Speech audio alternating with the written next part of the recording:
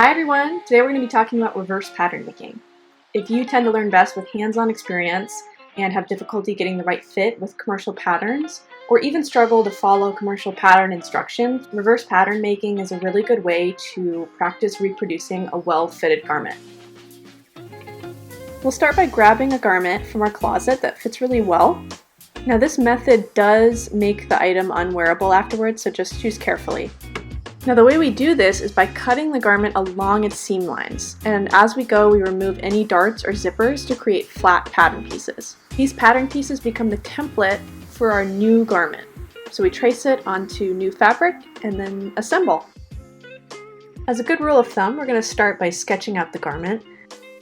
Our goal here is to mark pattern pieces, how they fit together, and also the placement of any darts, zippers, and seams. As you draw, make sure to label the pattern pieces in whatever way makes sense to you. Make sure to do the back side of the garment. There may be inconsistencies on the front versus the back. And then also label any notions like zippers or buttons or hook and eye closures as you work as well. You can also make notes about finishing techniques. So here I'm taking a note on the hem length for the lining versus the main body of the skirt. Now we're ready to start disassembling the garment. I'm going to start by taking out this zipper. If I'm really careful, I'll be able to reuse this later in my next garment.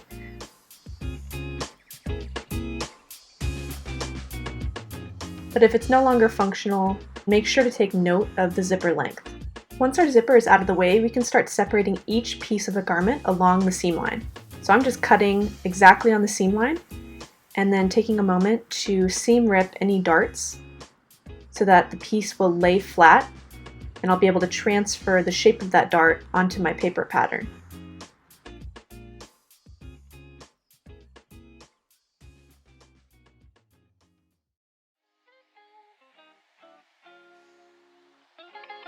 And if your garment has a zipper, just make sure to mark the end of that zipper on your pattern pieces. Now, one challenge of reverse pattern making is that you don't have a nice instruction list to follow.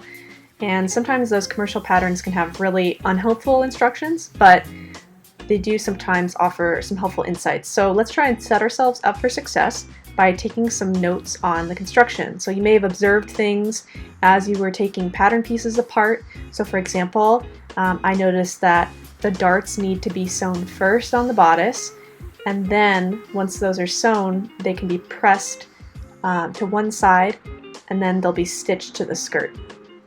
So things like that, like order of construction, or maybe there's some details on finishings, like how wide the hem is, or how long the stitches are, or perhaps what kind of fabric you should use.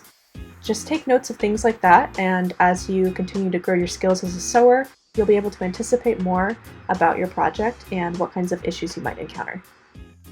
And once we've finished cutting out a pattern piece, we can grab some brown paper or butcher paper. I'm using grocery bags. Use whatever you have on hand. And we can start tracing the outline of the piece. And I'm also making sure to transfer the markings of darts as well. And then I will outline the tracing wheel pattern with some kind of a bold marker. I'll just repeat this for each of the bodice pieces, and then for the skirt panels I decided to just keep the original fabric pattern pieces as my template. Several hours later. So after tracing out all those pattern pieces, cutting them, and then stitching them together, I have a new dress from a time-tested pattern. And as you can see, there's lots of room for error in this method. So sometimes pieces don't align perfectly because it's not a commercial pattern, but you can always take note of these issues and use them to adjust your original.